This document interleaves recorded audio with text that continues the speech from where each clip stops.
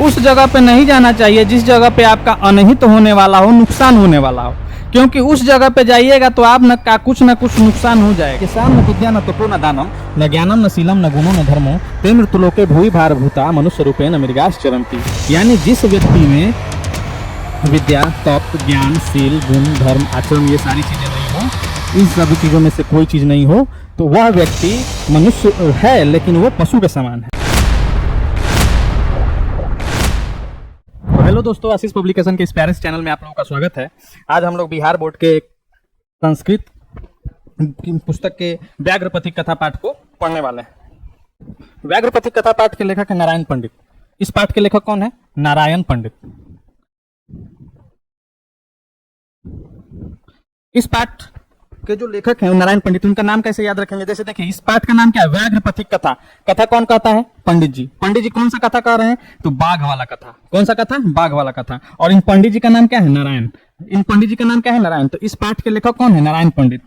इस पाठ में एक पथिक और एक बाघ का कहानी है, जिसके माध्यम से हम लोग को बताया जा रहा है कि हम लोग को अपने जीवन में कभी भी लालच या लोभ नहीं करना चाहिए। एक लालच में आकर हम कितना हद तक नीचे गिर सकते हैं और हम लोग का कितना हानि हो सकता है, इस पाठ में बताया गया है।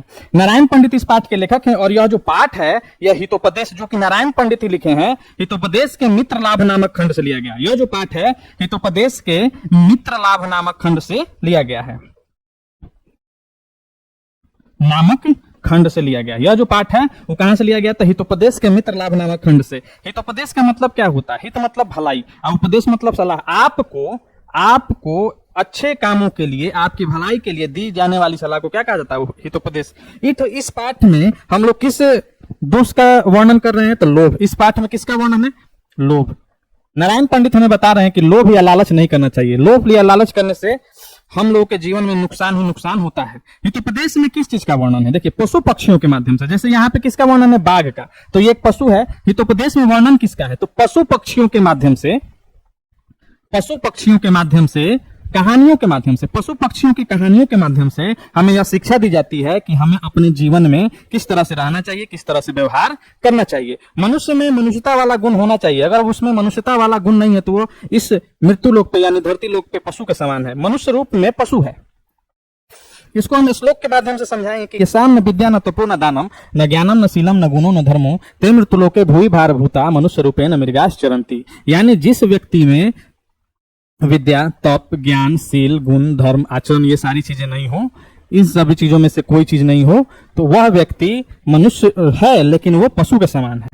अब इसमें देखिए, इस पाठ के यहां से क्वेश्चन क्या पढ़े? इस पाठ के लेखक कौन है? तो नारायण पंडित। यह पाठ कहां से लिया गया? तो हितोपदेश के मित्र लाभ नामक खंड से। इस पाठ में किसका वर्णन है? किस दोष का वर्णन है? लोभ मतलब लालच नामक दोष का वर्णन है। इस हितोपदेश में किसकी कहानियां है? तो पशु पक्षियों के माध्यम से हमें शिक्षा दी जाती है। बच्चों के लिए और मनुष्यों के लिए एक मनोरंजन का साधन भी, क्योंकि कहानी पढ़ना सबको अच्छा लगता है। इसलिए एक कहानी के माध्यम से जो नारायण पंडित है हम लोगों को शिक्षा दे रहे हैं। आगे देखिए, कहानी शुरू होती है एक बाघ से। कहानी शुरू होती है एक बाघ से, जो कि बहुत बुरा है। इस चित्र को आप लोग देखिएगा तो इससे आप लोग क्या देखने को मिला कि यह जो बाघ है वृद्ध है। क्या है? वृद्ध मतलब बूढ़ा। और इसके हाथ में क्या है? तो स्वर्ण कंकणम। कंकणम मतलब स्वर्ण कंकणम मतलब सोने का कंगन। इसके हाथ में क्या है? सोने का कंगन। तो किसके हाथ में सोने का कंगन है? बाघ के हाथ में। बाघ के हाथ में क्या है? तो सोने का कंगन। यह कहां बैठा है? तो देखिए, सरह तीरे। कहां बैठा है? सरह तीरे मतलब तालाब के किनारे यह बैठा है। इसके बैठने का रीजन कुछ हो सकता है। आखिर ये बैठा क्यों है? एक तो ये बूढ़ा है, दूसरा ये तालाब के किनारे बैठा है। तालाब के किनारे एक रास्ता है जिससे राही आते जाते हैं। पथिक मतलब क्या होता है? राही। हुआ यूं, आखिर इसके पास सोने का कंगन आया कैसे? ये कुछ न कुछ योजना बनाया है पथिक को फंसाने के लिए। इस सोने का कंगन, क्योंकि इस सोने का, पैसा का, रुपया का जरूरत किसको होता है? इसको थोड़ा है, मनुष्य को है। ये क्यों बैठा है? देखिए, ये बूढ़ा हो चुका है और बाघ कितना भी बुरा होगा मांसी खाएगा और शिकार करके खाएगा। कोई भी जानवर इसके पास आकर ये नहीं कहेगा कि हमको खा लो, इसको शिकार करना पड़ेगा। इसके शरीर में इतना बल नहीं है कि ये शिकार कर सके।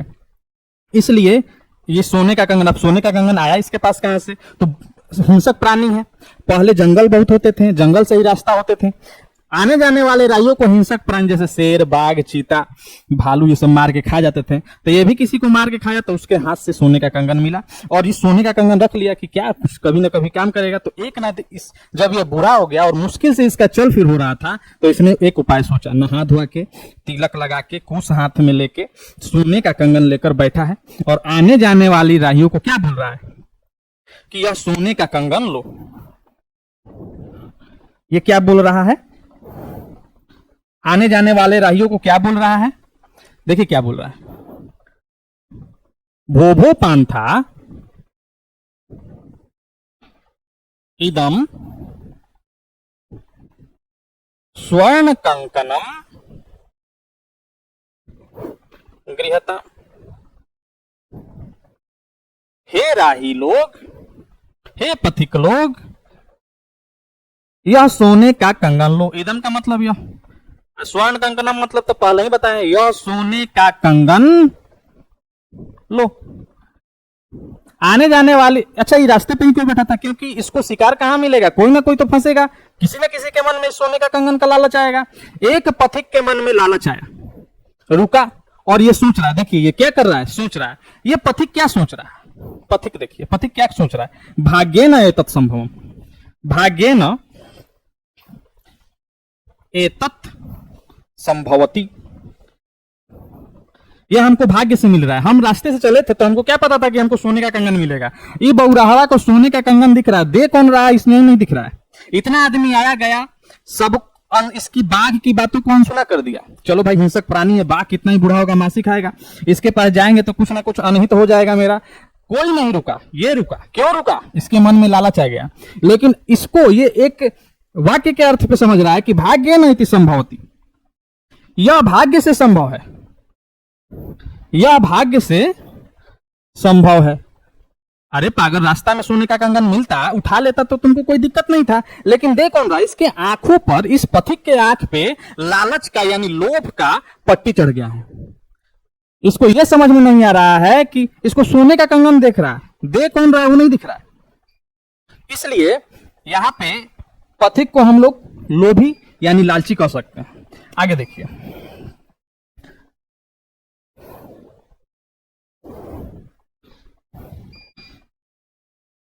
इस बात पे नारायण पंडित मनुष्यों को एक श्लोक के माध्यम से समझाए हैं। अनिष्टादिष्ट लाभे अपि न गतिर जायते शुभा, अनिष्टादिष्ट लाभे अपि न गतिर जायते शुभा जथा, सॉरी,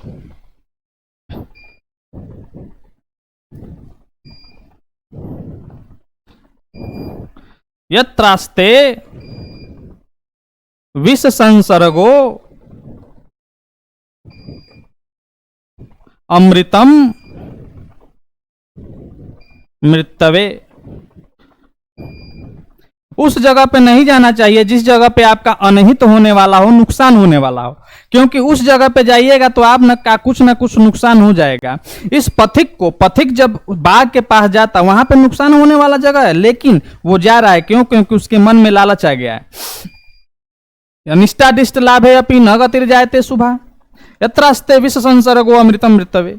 यहां पे देखिए, ठीक उसी प्रकार जिस प्रकार अनीति से कमाया गया धन लाभप्रद नहीं होता। आप चोरी कीजिए, डाका डालिए, खून कीजिए, मर्डर कीजिए, ये सारा चीज क्या है? दारू बेचिए, सब अनीति वाला काम है, जिससे दूसरे की भलाई नहीं होती है, दूसरे का नुकसान होता है। वैसा काम अनीति वाला काम है। अनीति से कमाया गया धन लाभप्रद नहीं होता, अनीति से कमाया गया धन लाभप्रद नहीं होता। और विष को अमृत है, ये क्या है? ये क्या है?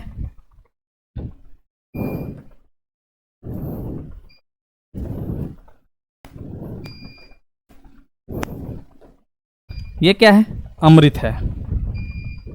और सांप के पास क्या है? तो जहर है। विष, जहर यानी विष। अमृत और जहर को एक साथ मिला दीजिए और पी जाइए तो क्या हो जाएगा? मृत्यु का कारण बनेगा। यानी उस जगह पे जाने से नारायण पंडित परहेज करने को बोले हैं कि जिस जगह पे जाने से आपका अनहित होने वाला हो और अनीति से कमाया गया धन लाभप्रद नहीं होता, तथा अमृत और जहर को एक साथ मिला दीजिएगा तो भी वो मृत्यु का कारण ही बनता है। इसके बाद हम लोग देखिए एक बार और रिपीट कर लिया जाए। ये व्याघ्रपति कथा है, नारायण पंडित इसके लेखक है। इसमें एक पथिक और एक बाघ का वर्णन है। बाघ बूढ़ा है, पथिक लोभ में आ गया है। किसके लोभ में? तो देखिए यहाँ पे सोने के कंगन के लालच में आ गया है। बूढ़ा कौन है? तो बाघ है।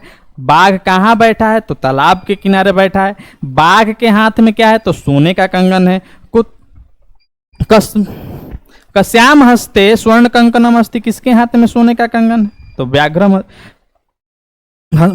व्याघ्र से हंसते।